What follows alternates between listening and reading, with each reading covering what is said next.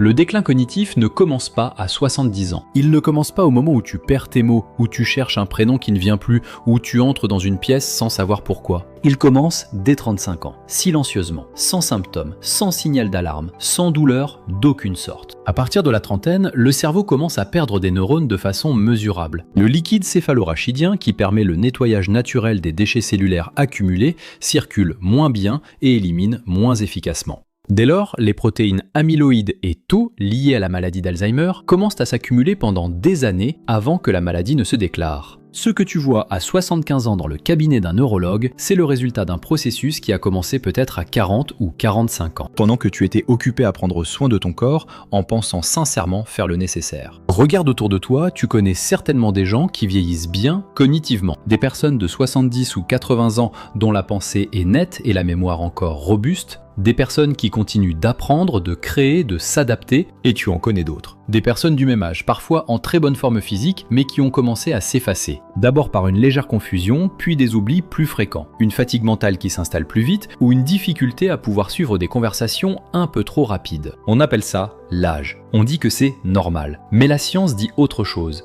La différence entre ces deux trajectoires ne s'est pas jouée à 70 ans. Elle s'est décidée 20 ans plus tôt, dans ce que tu as fait ou non pour ton cerveau. Et il y a quelque chose de redoutable dans ce mécanisme. Le cerveau compense, il réorganise, il trouve des chemins alternatifs pour continuer à fonctionner pendant des années, parfois des décennies, avant que la surcharge ne devienne visible. Cette capacité d'adaptation est remarquable, mais c'est aussi ce qui te trompe.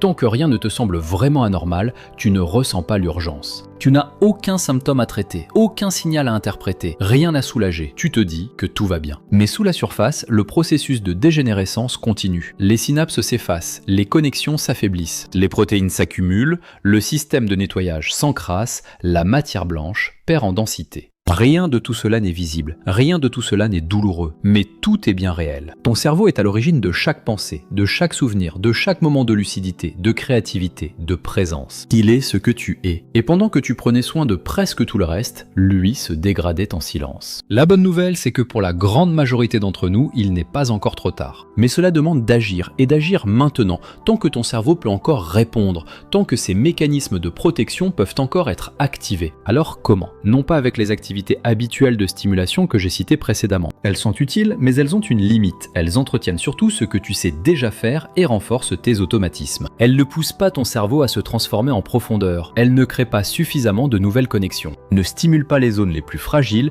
et ne ciblent pas les mécanismes biologiques du vieillissement cérébral. En réalité, elles maintiennent l'existant, mais elles n'inversent pas la tendance. La bonne approche, celle que la science a réellement mise en évidence et que tu peux appliquer dès maintenant simplement et efficacement, repose sur une avancée précise en neurosciences. Une découverte sérieuse, documentée et qui a profondément changé notre compréhension de la protection et de la longévité du cerveau. Je t'explique exactement comment ça fonctionne dans une vidéo exclusive. Mais attention, cette vidéo n'est pas publique. Elle est uniquement accessible sur mon site internet. Si tu veux y accéder, je t'ai mis le lien dans le premier commentaire épinglé. Et quitte à aller dans les commentaires, profites-en pour me dire si oui ou non tu savais que ton déclin cognitif débutait dès 35 ans. Je te remercie pour ton attention et je te dis à tout de suite dans l'autre vidéo.